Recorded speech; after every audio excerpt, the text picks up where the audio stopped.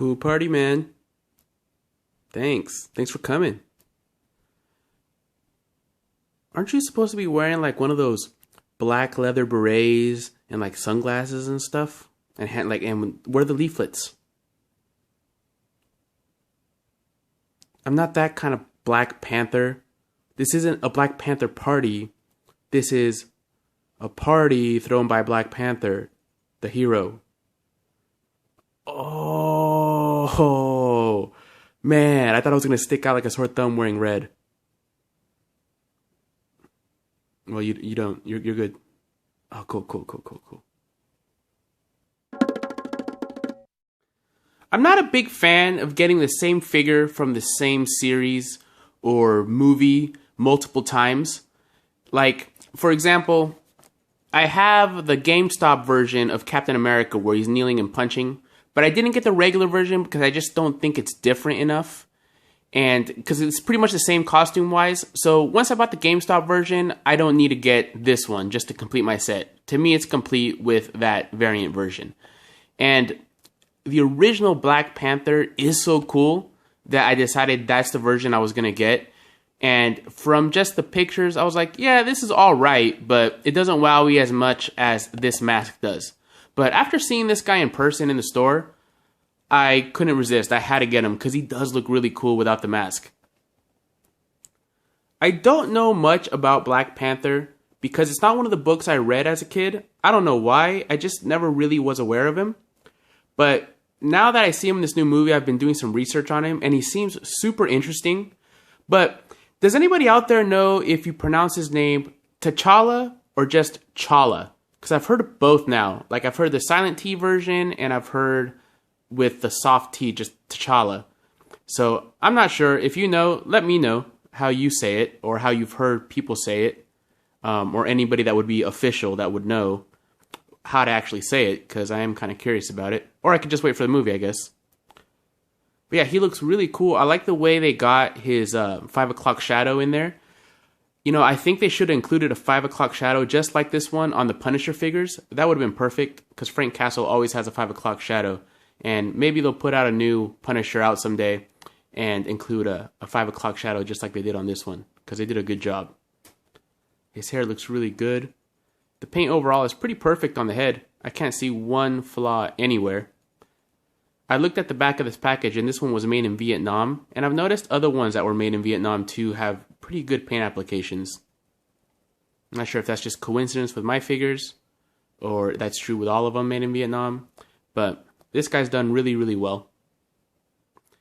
I had a hard time finding a decent Scarlet Witch, but I finally got one that I'm somewhat happy with. Something I've noticed with all these Civil War pops for the women is that they're really, really pale on the box and pretty tanned on the figure. Looks like they all had a beach party or something and laid out in the sun a little too long. Now, the reason I was saying I was having a hard time finding a Scarlet Witch I'm happy with is because of the way her face paint is oversprayed onto her hair.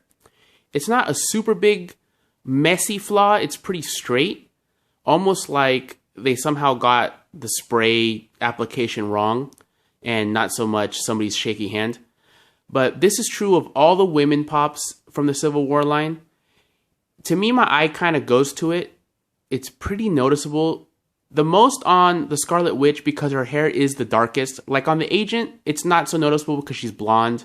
And for some reason on Black Widow, it's not as bad either.